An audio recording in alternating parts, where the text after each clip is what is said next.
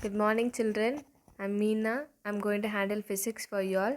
Hope you're all staying safe and healthy in home. This summer vacation was a different experience, I think, but it's now time back to school. Instead of the school atmosphere, it is online classes nowadays. I hope you will enjoy learning this way. I happily invite you all to the first day's first class. So today I just thought of giving you all a small introduction to physics. What is physics? Why do we learn physics? Where do we use physics? Who found physics? All these questions will be answered in this video. So let's get into the class. So first, what is science? Where do we use science? Are we using science in our daily life activities? Yes, we are using science. Wherever we turn around, it is just science.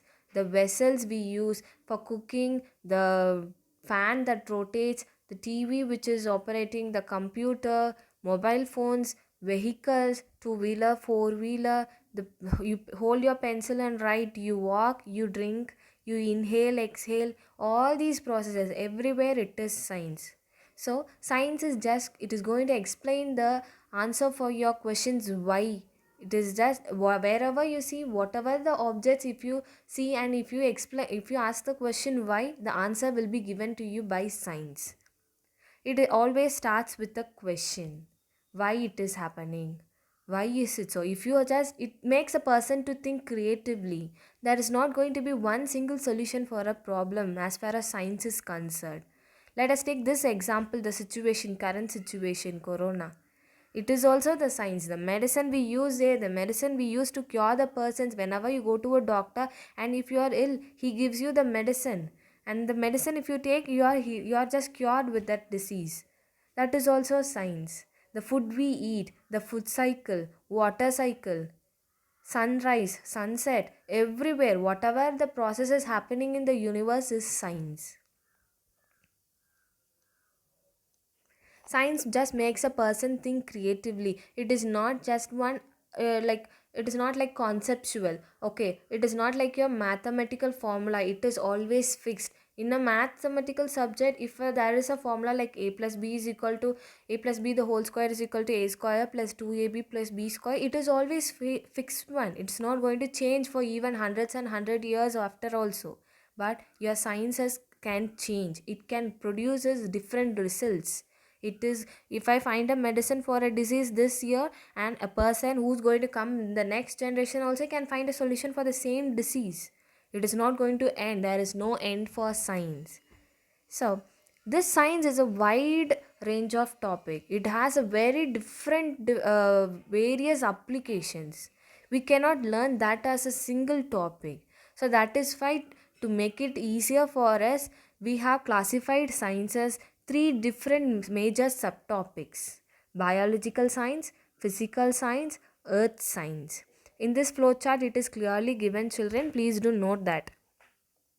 So here the science, which is the major topic, is again being classified into three different subtopics as biological science, physical science and earth science. Again, these subtopics are again classified into subdivisions such as from biological science as botany, zoology, ecology, from physical science as physics and chemistry, from earth science as geology and meteorology. So, first subtopic is biological science. Biological science is related to plants and animals. You could see two subclassifications as botany and zoology. Botany deals with plants. Zoology deals with animals, how the human body is made up of, how the blood flows, the direction of blood flow, the building up of cells. What does a cell mean?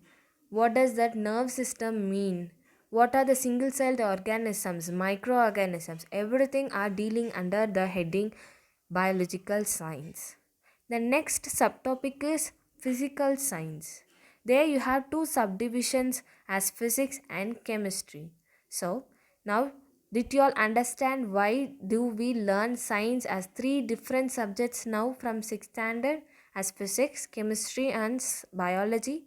Because these three are going to have a again various branches, but these are the next three major divisions of science. So in physics, what are we going to learn? Physics answers the question like how the universe is made up of. It is going to express the beauty of universe, like what, how the things are working, how the fan rotates, how the television operates, how do we get the signal for the television, how are we getting the Google map worked out there, wherever you go, how do you find out your location in the Google map with the use of GPRS.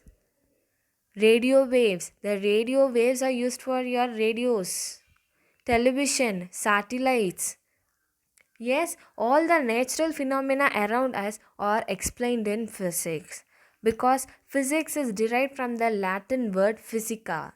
Physica, in the sense, it is natural thing. It is going to explain how the natural things are working, because only in physics you just think about this experiment, you would have been knowing it. Newton was sitting under an apple tree and suddenly from the tree an apple fall down. That made him to think, why does this apple fall down? Why can't it fall, or why can't it be thrown up? Whenever you throw any object, it definitely comes down. Why is it? It made him to think a lot. And finally, he came under a very big major description of gravity. Because all the objects in this universe, I mean in the earth, are being attracted downwards towards an attractive pull called as your gravity. So all the universal behavior is being answered by your physics. The next classification is chemistry. Chemistry is going to deal with your atoms and molecules. So, whenever I keep any iron nail, okay, I'm just keeping it in the atmosphere. After 3 months, I'm just going and seeing it is being rusted. Right, I go and paint that to make it turn its color into brown. No, right? It was just because of the chemical reaction happened between the iron nail and the air, the oxygen present in the air in the atmosphere. Though the reaction was not visible to us, but we are satisfied with the end product, accepting the fact that there is a chemical reaction. There is some changes occurred. That changes is occurred because of the transferring of atoms and molecules over there. So this is what your chemistry is going to be dealt with. The next subtopic was earth science. Earth science is going to deal with your soil, how the where that below the ground surface, what are the layers of soil over there, layers of rock present over there, everything are, that is also science only. How come after a volcanic eruption lava comes out? All these questions are also answered by science. Next, who found physics? Do you think a single person can find physics? No. The answer is there is no person called as the inventor or the father of physics. Many people, many scientists like Galileo Galilei, Isaac Newton, Albert Einstein, John Kepler, Aristotle, many people are the founders of physics. They are creativity. They are just considered as the father of physics just because of the way they think, that each and every small things, just maybe like example I told you, right? Newton, he that an apple falling from a tree made him to think and come out with a very good concept called as gravity. What if suppose Newton has not found the concept of gravity? We would have not at all experienced any kind of other development in physics. So these were all the great people who helped to us, who helped the people in this generation also to follow their principles and find more and more concepts in physics.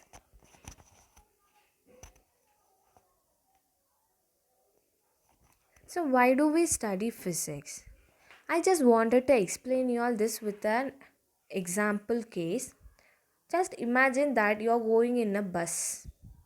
You are going in a bus, okay? Suddenly you are experiencing a break.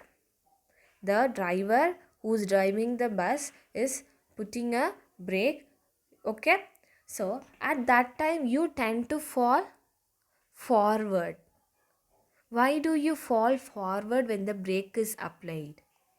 And after the brake, again the driver starts the vehicle.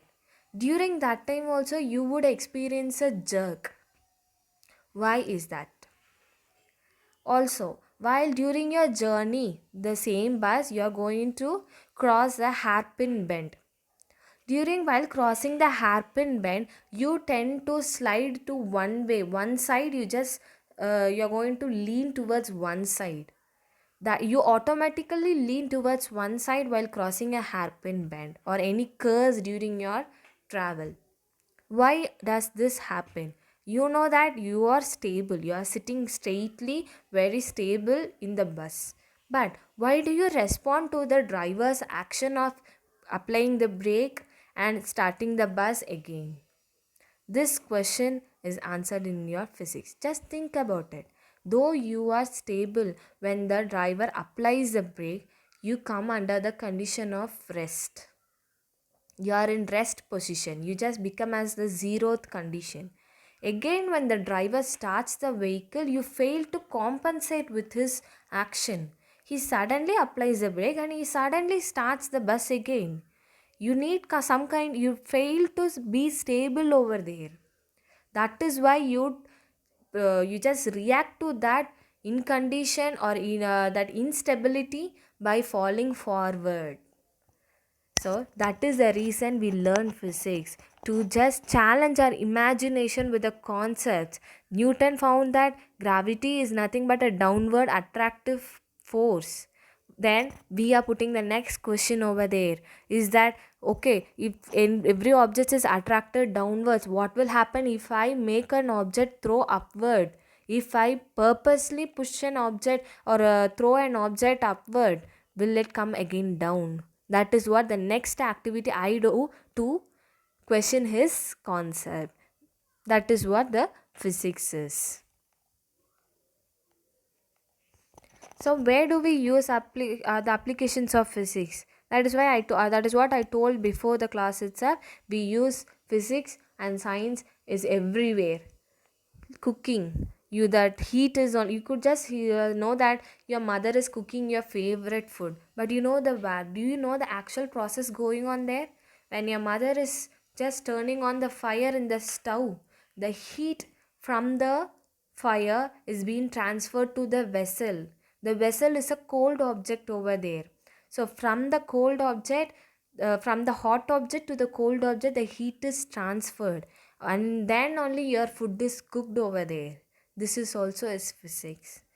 All your telephones, computer, everything, TV, washing machine, microwave oven is just cooking the food by with the help of your microwaves.